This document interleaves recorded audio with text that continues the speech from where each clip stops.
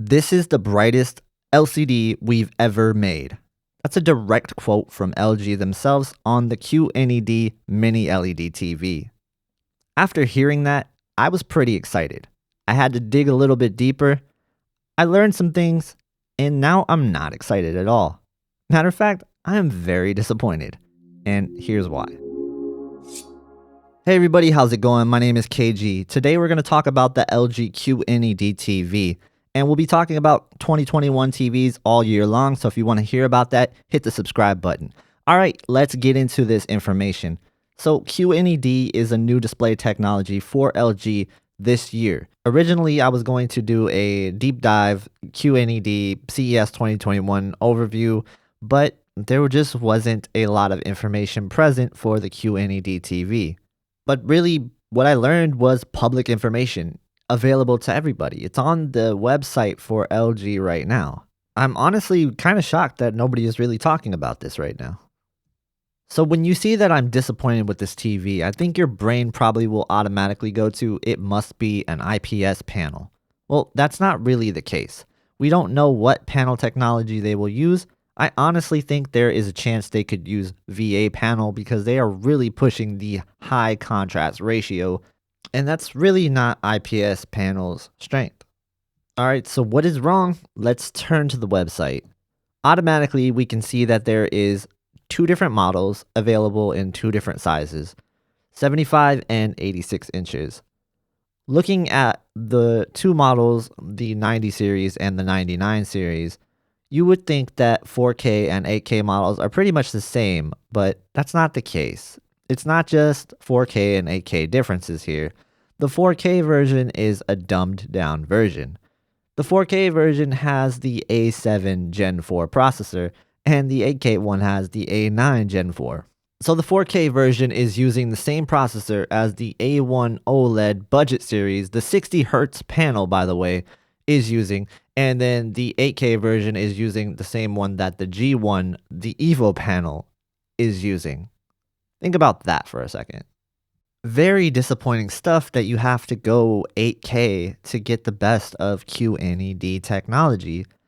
If you go 4K, you're getting the A7 Gen 4, which is a budget processor at this point. Come on, LG, why would you do this? Why would you put the budget processor in the 4K model? That's ridiculous. I just don't get it. I don't get it. I feel like LG kind of dropped the ball here with consumers, and it's really not cool. A lot of people aren't ready to jump to 8K yet. There's no reason to right now. For a lot of people, they're just fine with 4K. There's no 8K content out there, really. So the other thing you must be thinking is, well, why only two screen sizes? Where is 55 and 65-inch TVs? Are there going to be 55 and 65-inch TVs? The answer to that is I don't know. And I'm going to lean towards saying probably not.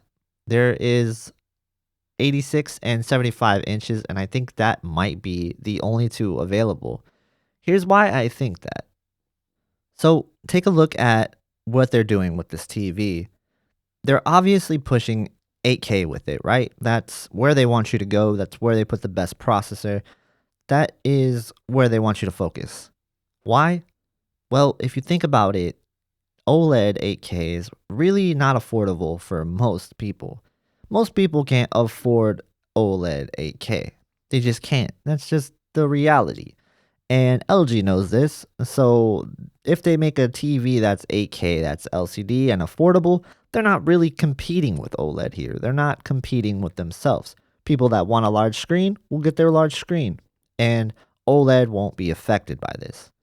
If they made a 55-inch and 65-inch version, people might start comparing that to OLED, and they might end up buying the mini LED over the OLED because of their room situation or whatever. You never know. They might just be afraid of burning.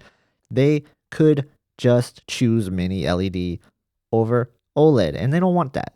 They don't want that. They want you to think that OLED is the best technology ever, the best thing out. There's no flaws in it. They want you to think that this is the superior display technology. And for a lot of people, it will be. It's not for everybody. You got to have the right room for OLED, or else you're going to be very disappointed by it. I've heard from many people who were like, I bought an OLED and I'm really disappointed that this thing is so dim in my room. And that's the case for a lot of people. You gotta really have the right room for an OLED. And LG knows this, but they just don't want to market a good LCD TV against their OLED. So I think the thing that really gets me with this is if in fact they're only going with a 86-inch TV and a 75-inch TV option, then they're really not having any competition with Samsung at the high end for the LCD market. They're just not. I think most people are going to be buying a 55-inch or 65-inch TV. They don't have anything in that market. So, they're going to be pushing OLED. But traditionally, OLED versus QLED, they just lose. It's not close.